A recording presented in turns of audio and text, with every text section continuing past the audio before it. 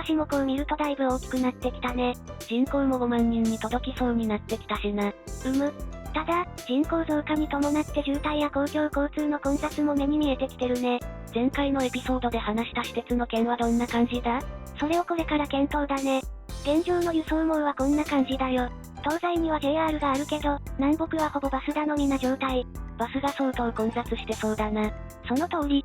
このバスなんて定員以上に乗車しているよ。通学バスみたいになってんな。高速バスで到着してからすし詰めの路線バスで移動ってのも観光客には優しくないよね。なら、南北に鉄道を引いていくか。相模原からも私鉄乗り入れの話が来ているし。そうなるね。バス停の混み具合的には、2、3両編成の電車が単線で走ってれば十分だと思う。電車水木市長？今日はたまたまこっちに用事があってね。面白そうな話をしてるじゃないか。本当に電車の話になるとすぐやってくるな。で、どんな路線にするかの話かな？はい、輸送量を考えて単線でこじんまりと行こうかと。ダメ。最低でも伏線は欲しいな。なぜですか？採算が取れない可能性がありますが。ロマン。は？単線より伏線の方がかっこいいじゃないか。はぁ。別に10両20両の列車を走らせる必要はないからさ、ある程度の規模で頼むよ。はぁ、わかりました。他も私鉄っぽい感じでね、頼むよ。というわけで、私鉄っぽい私鉄を作ることになりましたとさ。やれ。でもまあ相模原は大喜びだったぜ。でも使ってもらえなかったら意味がないからな。観光地へもアクセスしやすいようにしてみるか？それも必須だけど、やはり鉄道事業は定期利用客が命だよ。ってことは市内の利用もある程度ないと困るってわけか。厳しいな。おっと、私たちが何なのか忘れたの？え？私たちは都市を開発するという武器があるじゃないか。需要がなければ作り出せばいいのだよ、マリサくん。確かに。なので、私鉄路線は通勤客を軸足にするために沿線を開発、そして観光客向けの支線も作る。そんな感じでいくよ。了解。よし、では着工開始。ブレンダーの画面が見えるんだが？私鉄を作るならまず線路から作らないとね。おう。まず、こんな感じの鉄骨の架線柱があっても良いかなと思うんだ。なるほど。あとは架線の他にもいろんなケーブルが欲しいよね。以前の動画で話した気電線みたいなものか。私鉄は上空に送電線が乗ってることも多いから、それを再現したよ。確かに私鉄っぽいな。これで敷設していけばそれだけでかなりそれっぽい施設になるね。めちゃくちゃいい感じだな。どうした？いや、これだけの距離の築堤を PO で作っていくのは結構大変だよなと思ってね。PO を使いすぎると重たくなるしな。まさか、この流れは、作るか。やっぱりか。今度はネットワーク型で配置できる草を作っていくよ。これは草。というわけで出来上がり。これなら河川敷とかにも使えそうだな。そうだね。上部の幅は8メーターだから2車線道路を上に置くような使い方もできるよ。そしてさっきの線路に合体させる。すげえ見覚えある感じになってきたな。ついでに今野さんの線路をベースに鉄橋とかも作っておいてあげよう。至れり尽くせりだな。これくらい用意しておけば一通りは使えるかな。他は既存の標準機やセットで十分賄えそうだしな。駅はどんな感じで配置していくよ？市内では北から順に1駅、宝山駅、新駅、竹原団地、前和駅にしようかと。前和駅が終点になる感じか？いんや。前和からは南西に伸ばして、貨物港予定地のあたりまで伸ばそうかなと思ってるよ。なるほどな。急行運転を視野に入れて、途中には退避可能な設備も作ったよ。ホームがギリギリまで来てるのが私鉄っぽいな。急行は宝山駅と前和駅をノンストップで結ぶよ。コールシティから前和駅まで1駅か。バスの混雑がだいぶ和らぎそうだな。よし、路線を作ったところで次は駅だね。私鉄っぽい駅ってどういう駅なんだ？いろいろあるから一駅ずつ作っていくといいと思うよ。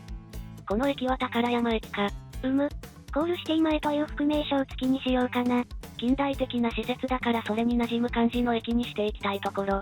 例によって瀬谷駅の切り身を有効活用しつつ、新幹線で作った支柱を入れてこんな感じでどうだろう？こういう駅あるわ。駅からコールしては連絡通路で直結させておくといいね。ペデストリアンデッキがあると一気に近代的な感じがするな。バリアフリーになるようにエスカレーター、エレベーターもしっかり整備しておくよ。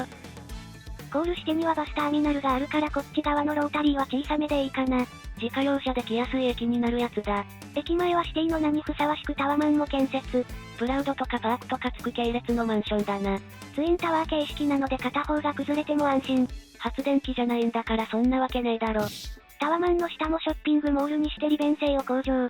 ここに住める財力が欲しい人生だった。そんなわけで、宝山駅のコールシティ側が完成。これはかなり近代的な見た目になったな。再開発した感を大事にしたよ。駅前一等地に田んぼが残ってるあたりポイントが高いな。農林物件は国の宝だから売れなかったんだね。キングボンビーに再開発してもらうしかないな。これだけでは当然輸送量が不足してるので、宝山駅の東側にも街並みを作っていくよ。これが需要を作るってやつか。タワマン、大規模マンション、小規模マンションと分けていくよ。人助けしてレベルが上がったら強い家に住める的な感じか。そうだね。今なら無料10連ガチャで車も当たる。さっきから施設のコピペが目立つな。学校や公園は毎回作ってると日が暮れるからね。向き合い色、文字だけ変えてアレンジするような形にするのが楽だよ。確かに並べでもしないとわからないもんな。駅の北側はこんなもんかな。施設にしては線形が良すぎないか？住民に移住を周りが廃墟を迫ったらみんな快く土地を明け渡してくれたよ。ほとんど恐喝に近いじゃねえか。仕方ない、快く立ち退きしてくれたご家庭のために住宅地を分譲してあげよう。わび住宅地か。そうそう。公園とかも作りつつ、可もなく不可もない住宅地を提供。JPEH シリーズが出てから住宅地を作るのがかなり楽になったよな。この規模を作るだけで3時間はかかってたのが15分くらいに短縮されたからね。革命を感じるな。駅の南側は高圧線が通ってるから区画作りに制限が出てくる。確か高圧線の下は建築物を置いちゃいけないだったか。そうそう。なので少し広めの中央分離帯の上に鉄塔を置いてやり過ごしていくよ。さらに通りの付近には総合病院も設置。いい感じに郊外感が出てきたな。病院の周りもちょっとしたお店があったりするのでそれも再現するよ。ただ、あくまでベースは農地なので用水路とかもしっかり置いていく。これを置くだけで街のリアリティが一気に上がるからな。こっち側の駅前ロータリーも手っ取り早く作ってしまおう。ちょっと待った。このロータリー、どうやって作った？気づいてしまったか。実は駅前ロータリーを便利に作るためにこんな道路を作ったんだ。左側だけに縁石がある道路か。その通り。しかも車の走行ルートを左端から離してるので、車のプロップを置いて路中再現も可能。だいぶ迷惑駐車だなこれ。さらに何のペイントもされてない道路と、両側通行バージョンもあるから使ってみてね。ありがてえ。そんなわけで宝山駅東口はこんな感じに。完全に既視感しかねえ。大きな駅よりはこのくらいのサイズの方が使いやすいみたいなのあるよね。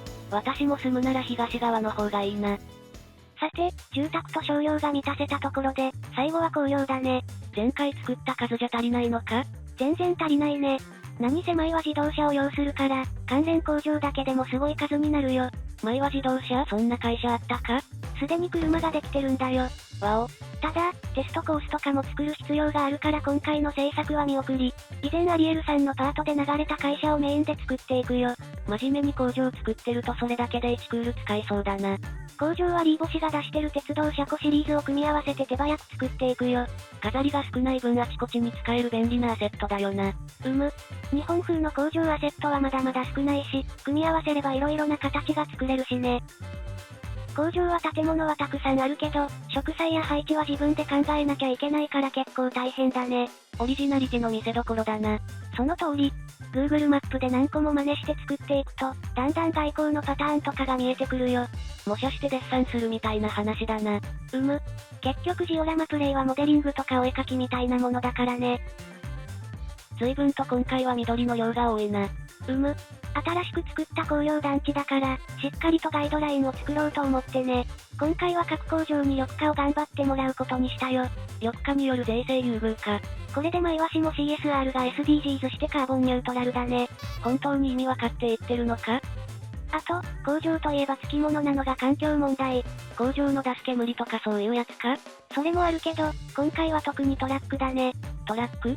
工場や物流センターに来るトラックが周辺に路駐するんだよ。取り締まりはできないのか？中に運転手が乗ってるからなかなかそうもいかない。どうしてそんなことになるんだ？主な原因は時間調整だね。時間調整？その通り。トラックが到着しても工場に入るまで待たされたり、工場で荷物ができるまで何時間も待たされたりするんだ。せっかく早く着いても路上で待たされるってことか。その通り。なのでこの工業団地では各工場にトラック待機場の設置を義務付けることにしたよ。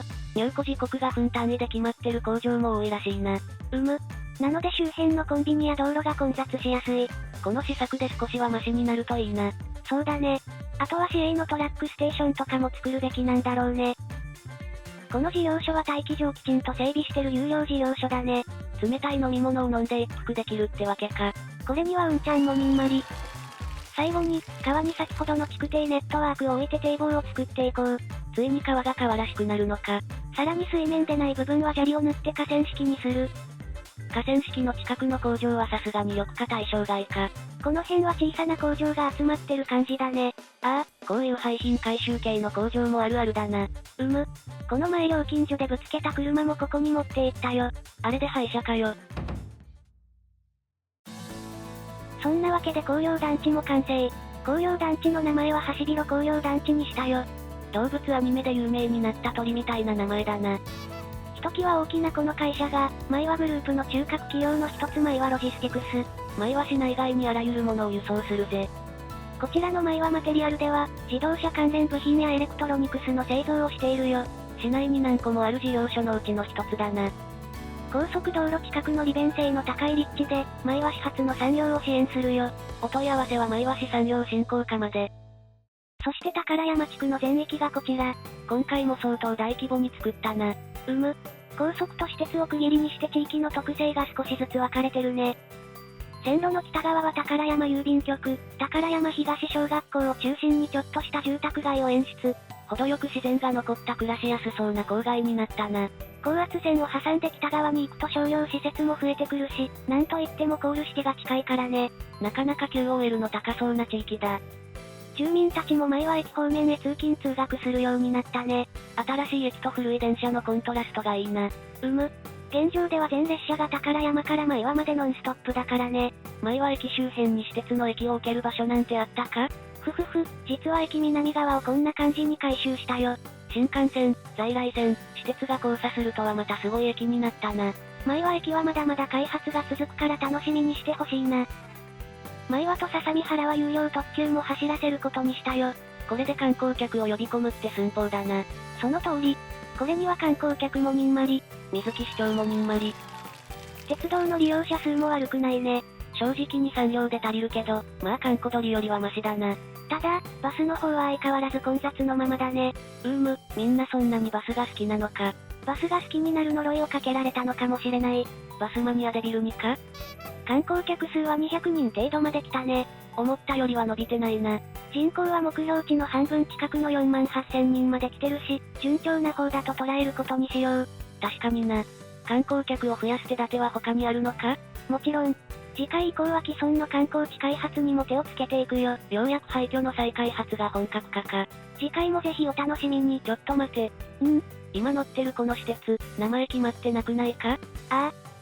完全に忘れてた顔してんな。いや忘れてなんかないよ。そう、公募にしようと思ってね。そう。ほんとかよ。でも公募ってのも悪くないアイデアだな。前和から相模原を結ぶこの施設の名称を、ぜひコメント欄で教えてくれよな。寄せられた名称の中から独断と偏見で選ばせていただこう。締め切りは概要欄に書いてあるのでお忘れなく。それじゃあ今度こそお別れかな。ご視聴、ありがとうございました。